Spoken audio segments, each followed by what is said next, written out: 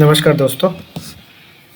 24 अप्रैल को भारत में पंचायती राज दिवस के रूप में मनाया जाता है। क्यों मनाया जाता है?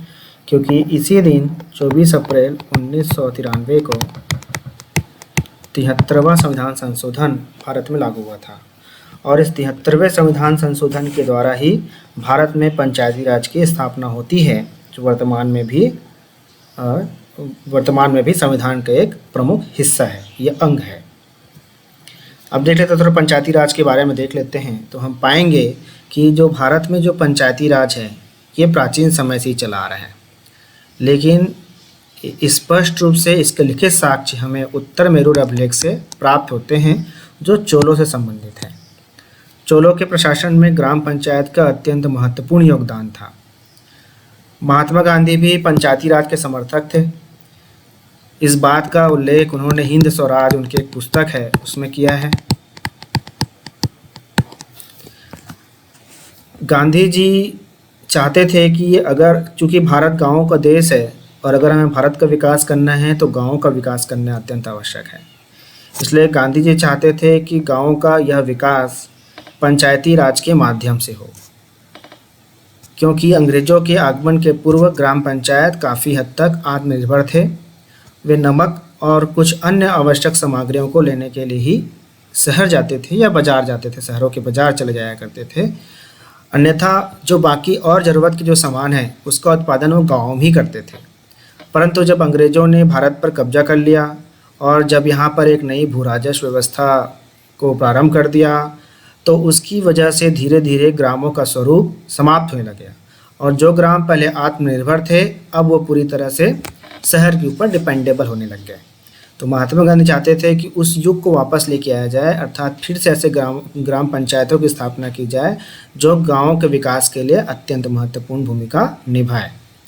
इसलिए महात्मा गांधी के विचारों को संविधान के अनुच्छेद 40 में शामिल किया गया और संविधान के अनुच्छेद 40 में ग्राम पंचायत के विषय में कहा गया है।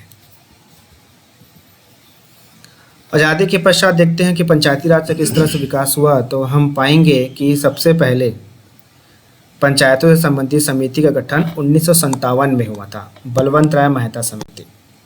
आज़ादी के पश्चात गाँव के विकास के लिए एक कार्यक्रम चालू किया गया। उस कार्यक्रम का नाम था सामुदायिक विकास कार्यक्रम।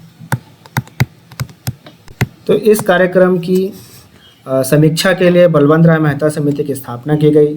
तो बलवंत राय मेहता ने अपने रिपोर्ट में कहा कि भाई ऐसा हमें पंचायतों का संगठन बनाना चाहिए जो जिला स्तर पर भी काम करे, जनपद स्तर भी काम करे और ग्राम पंचायत के स्तर पर ही कार्य करे, अर्थात त्रिस्तरीय पंचायत की बात बलवंत राय मेहता समिति ने कही।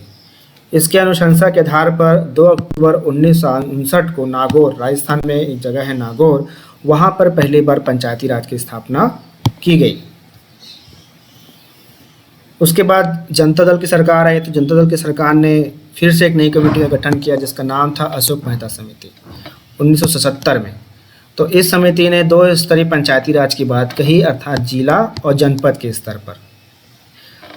उसके पश्चात LM सिंघवी समिति आया 1986 में। इसने 2 चीज़ें महत्वपूर्ण बोली। पहला तो ये कि पंचायतों को भी संवैधानिक दर्जा दिया जाए और दूसरा उन्होंने कहा कि जो यहाँ के जो चुनाव होंगे वो गैर राजनीतिक होने चाहिए, अर्थात यहाँ के चुनाव में पार्टी के आधार पर चुनाव नहीं होगा। तो ये शायद रिपोर्टों के आधार पर और ख़ासकर LM सिंघवी की रिपोर्ट के आधार पर 1992 में लेके आया गया 73वां संविधान संशोधन। और इस संविधान संशोधन के द्वारा त्रिस्तरीय ग्राम पंचायत का गठन किया गया, अर्थात जिला पे जिला पंचायत, जनपद पे जनपद पंचायत और ग्राम पे ग्राम पंचायत। और 73वां संविधान संशोधन अस्तित्व में आया 24 अप्रैल 1993 को। इसलिए प्रत्येक वर्ष 24 अप्रैल को पंचायती राज दिवस के रूप में भारत सरकार के द्वारा मनाया जाता है। अब इसकी विशेषताएं देख लेते हैं। तो इसकी विशेषताएं क्या क्या हैं? पहला तो ये है कि प्रति 5 वर्ष में चुनाव होना है, तो इसीलिए एक राज्य निर्वाचन आयोग का गठन किया गया है। इसके अलावा इनको वित्तीय सहायता प्रदान करने के लिए राज्य वित्त आयोग का गठन की बात कही गई है। ये राज्य वित्त आयोग का गठन राज्यपाल के द्वारा किया जाता है।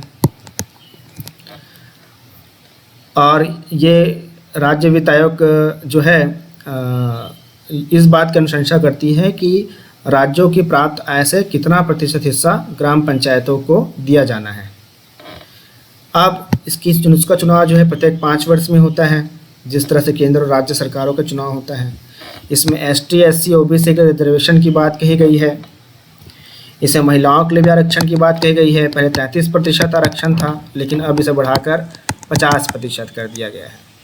और जो अनुसूचित 5 के जो क्षेत्र हैं, अर्थात असम, मेघालय, त्रिपुरा और मिजोरम को छोड़ के जितने भी आदिवासी क्षेत्र हैं जहां पर आदिवासियों की बहुलता है, वहां पर अनुसूची 5 के क्षेत्रों पर पेसा एक्ट के आधार पर ग्राम पंचायतों का संचालन किया जाता है। ग्राम पंचायत का जो उल्लेख है वो संविधान के 11वीं अनुसूची में हुआ है।